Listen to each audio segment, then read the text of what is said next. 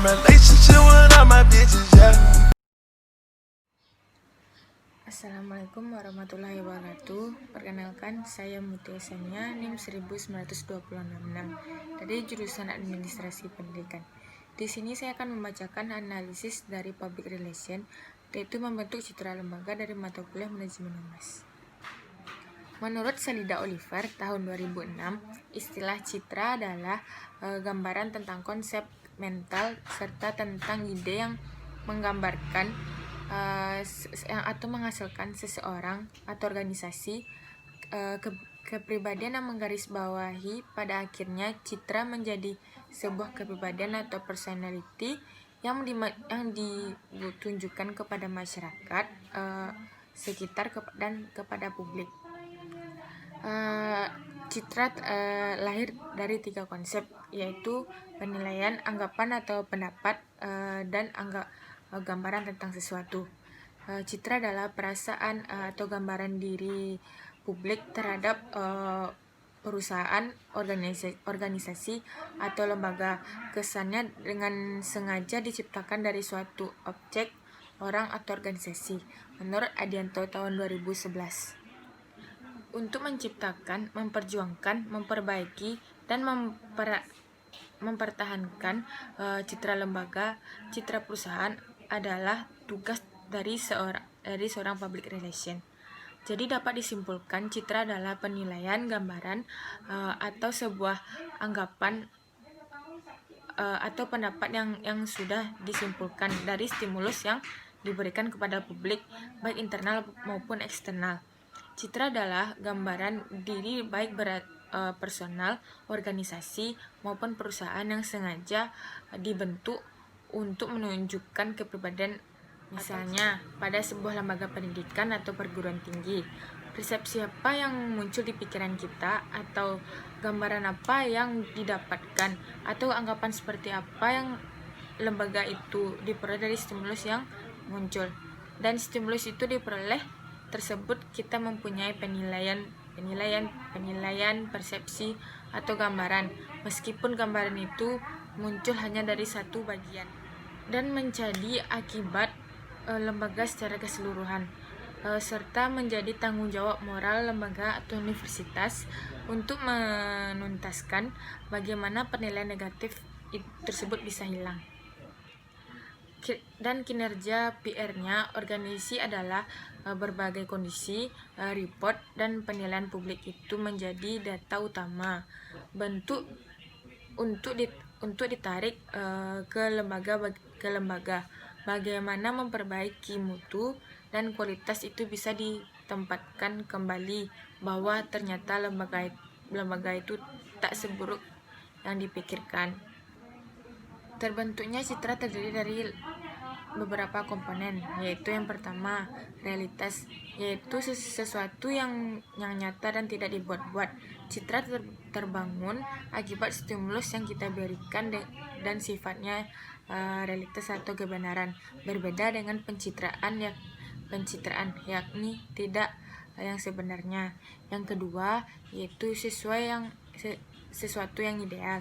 Misalnya, di sebuah perguruan tinggi, lulusan yang diharapkan di dunia pekerjaan adalah lulusan yang paling baik atau yang paling baik. Maka kategori yang harus dicapai untuk menghasilkan lulusan dengan tipikal baik, agar di dunia industri lembaga kita dipercaya karena komponen yang terbentuk dari citra yang sudah melekat pada lembaga industri tersebut. Yang ketiga yaitu harapan atau keinginan, seperti sebuah lembaga perguruan tinggi harus menghasilkan lulusan yang sesuai dengan harapan atau keinginan atau kategori dari lembaga industri atau yang akan menerima lulusan di dunia kerja. Jika lulusan yang dihasilkan sesuai dengan harapan, maka akan diterima dengan sangat baik di dunia kerja. Selanjutnya yaitu aspek-aspek dalam pembentukan citra terdiri dari yang pertama, persepsi. Diartikan sebagai hasil pengamatan terdiri dari unsur lingkungan yang dikaitkan dengan suatu proses pemaknaan di mana individu memberikan makna terhadap seseorang. individu yang lain atau terhadap lembaga atau perusahaan itu akibat rangsangan berdasarkan pengamatan mengenai stimulus yang muncul. Yang kedua yaitu wawasan, pengetahuan atau kognisi yang berkaitan dengan nalar seseorang atau publik, dan orang yang memberikan persepsi dari yang tidak tahu menjadi tahu, dari yang tidak jelas menjadi jelas. Akibat dari gambaran ini, seseorang atau masyarakat memiliki kepercayaan atau pengetahuan terhadap objek yang kita sampaikan. Yang ketiga yaitu motivasi. Itu citra juga terbentuk akibat motivasi setiap orang, karena motivasi setiap orang tidak pernah sama, mempersepsikan sesuatu tergantung. Yang keempat yaitu sikap. Adanya kecenderungan bertindak, berpersepsi atau berpikir dan merasa dalam menghadapi objek, ide, situasi atau nilai terhadap suatu hal, suatu orang, lembaga atau perusahaan. Sikap bukan perilaku, tetapi merupakan kecenderungan untuk berperilaku dengan cara-cara tertentu. Selanjutnya yaitu cara mempertahankan citra agar tetap melekat pada lembaga, perusahaan atau organisasi. Yang pertama yaitu merubah penampilan atau memperbaiki penampilan, karena pada sebuah lembaga penampilan bukanlah faktor yang telat, tetapi secara keseluruhan, baik memunculkan atau memotivasi.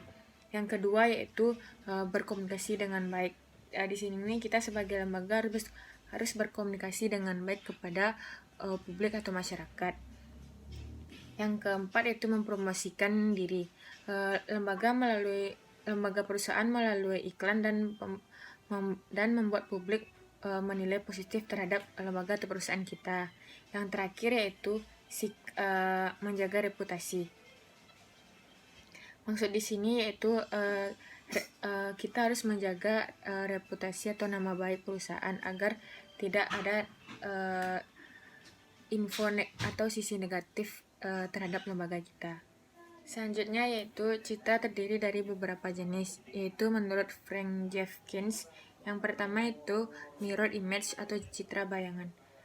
Citra bayangan ini adalah citra yang dianut oleh orang dalam mengenai pandangan luar terhadap organisasinya. Citra ini seringkali tidak tepat, bahkan hanya sekedar ilusi sebagai akibat dan tidak menandainya informasi.